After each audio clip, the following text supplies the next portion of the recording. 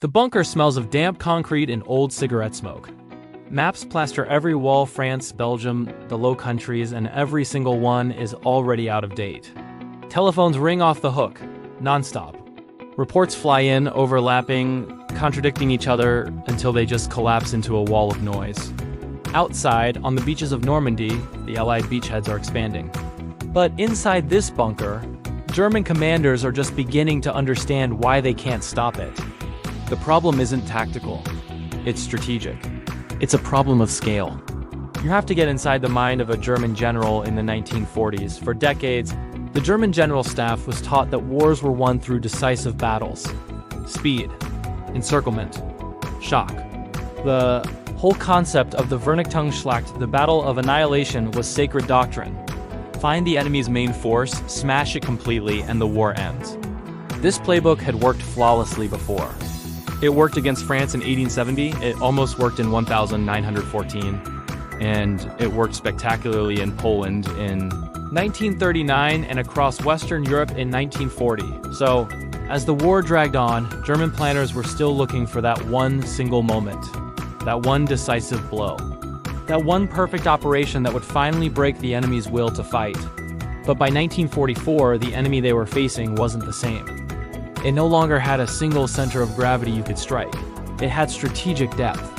Late into the night in Berlin, General Oberst Alfred Jodl, one of Hitler's closest military advisors, stares at production figures. And he doesn't like what he sees. American steel output alone now dwarfs Germany's entire industrial capacity.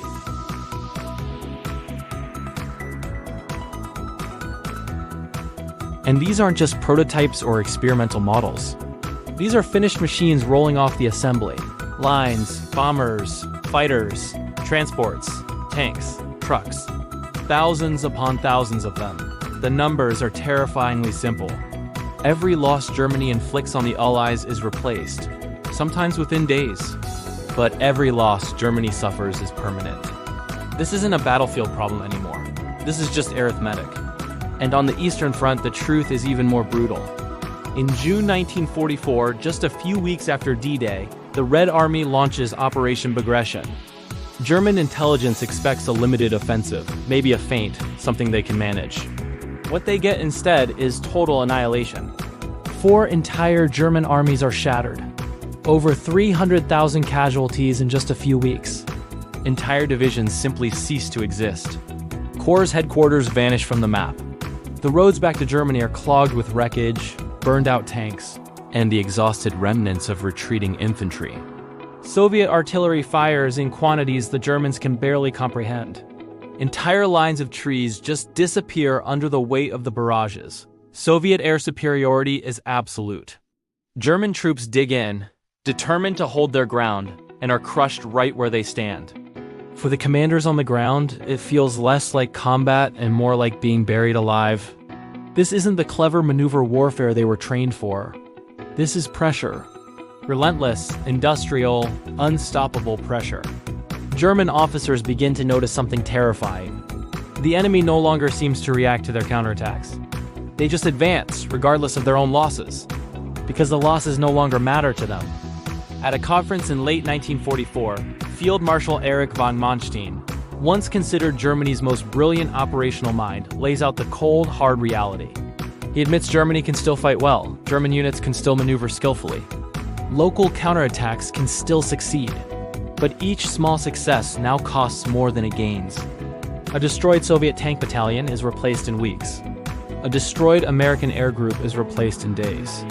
But a destroyed German division? It might never exist again.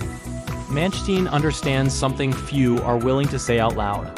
The war has shifted from a war of decision to a war of attrition, and Germany cannot possibly survive a war of attrition. Then, fuel becomes the silent killer. Brand new Panther and Tiger tanks sit idle, not because they're destroyed, but because they have no gasoline to move. Training flights for new pilots are canceled. Young men are sent into combat with barely a handful of hours in the air. The experienced aces die and they're replaced by boys who have never even flown under fire. Allied bombers pound the German infrastructure. Railroads are bombed faster than they can be repaired. Coal shipments slow to a crawl. Steel production drops. Factories are dispersed and moved underground, but their efficiency collapses. Meanwhile, the Allied supply lines just grow longer and stronger. Floating harbors, prefabricated in Britain, suddenly appear off the coast of Normandy. They're artificial ports, assembled in a matter of weeks. Fuel pipelines are laid under the English Channel, pumping oil directly to the front. Convoys of trucks, nicknamed the Red Ball Express, stretch for miles, feeding the front lines with a never-ending stream of food, ammunition, and spare parts. You can almost feel the imbalance. Germany is trying to squeeze blood from a stone. The Allies are just opening the valves on an endless reservoir.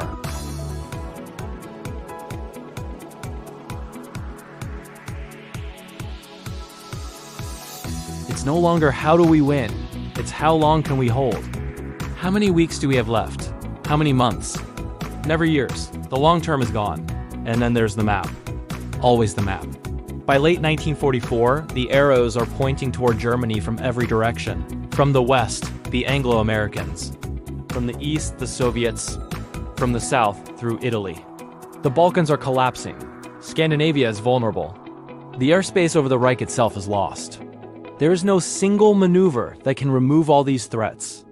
There is no counterstroke that can reach far enough. The generals finally see it with horrifying clarity. Even if they win every single tactical engagement from this point forward, even if every German soldier fights perfectly, it will not be enough, because the enemy is not trying to outfight Germany anymore. The enemy is simply trying to outlast it. And the enemy has the factories, the manpower, and the oceans to do so. One German officer, somewhere on a crumbling front, writes a sentence in his diary that captures the entire hopeless situation. He writes, "We are no longer commanding operations. We are managing decline." That sentence never reaches the high command in Berlin, but it doesn't need to. The realization has already spread like a slow-acting poison. It's in the reports from the front lines. It's in the skies filled with enemy bombers. It's in the production numbers no one can ignore anymore. Germany is not being defeated by military genius. It is being buried by scale. And as the winter of 1944 approaches, the generals begin to understand something even darker. The war is no longer about winning. It is about what will remain of Germany when it finally ends. Thanks for watching. If you found this look into the strategic realities of the late war interesting, be sure to subscribe for more deep dives into history. See you next time.